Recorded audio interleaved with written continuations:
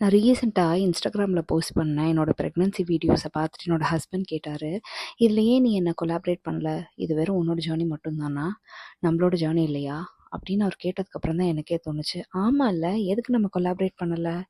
Pregnancy அப்படின்னாலே வெறும் பெண்கள் சம்மந்தமான விஷயம், வைஃப் சம்மந்தமான விஷயம் அப்படின்னு நம்மளும் நினச்சிட்டோமோ அப்படின்னு தோணுச்சு.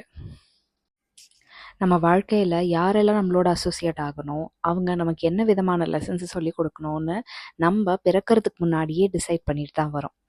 அதை நம்புகிறேன்னா எனக்கும் என் ஹஸ்பண்டுக்கும் சின்ன மைனர் மிஸ் அண்டர்ஸ்டாண்டிங் வந்தாலுமே நான் எதுக்கு தான் இவரை செலக்ட் பண்ணேனோ அப்படின்னு ஒவ்வொரு தடவையும் யோசிப்பேன். அப்படி எப்பெல்லாம் யோசிக்கிறேனோ அப்பெல்லாம் நான் தான் உனக்கு கரெக்டான ஆளுன்னு ப்ரூவ் பண்ணுற மாதிரி அவர் ஏதாவது ஒன்று பண்ணிக்கிட்டே இருப்பார். Obviously we had our own share of tough time. என்னோடய ஃபர்ஸ்ட் ப்ரெக்னன்சியில் எனக்கு ஃபிசிக்கலி அண்ட் எமோஷ்னலி என்ன தேவை அப்படின்றத அவருக்கு புரிகிற மாதிரி கம்யூனிகேட் பண்ணுறதுக்கு எனக்கு தெரியல.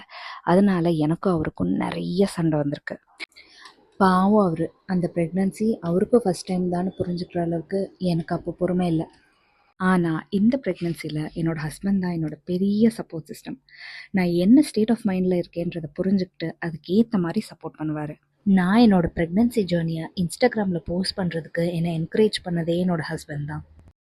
இதனால் என்னோடய டியர் ஃபஸ்ட் டைம் மாமிஸ்க்கு நான் சொல்கிறது என்னென்னா, உங்களுக்கு என்ன தேவை, எப்படி தேவை அப்படின்றத உங்களோட ஹஸ்பண்ட்ஸ்க்கு புரிகிற மாதிரி கம்யூனிகேட் பண்ணுறதுக்கு ட்ரை பண்ணுங்கள். எல்லாமே ஸ்மூத்தாக நடக்கும்.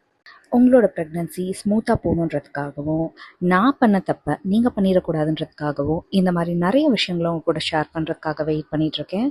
See you all soon in next video. Bye bye.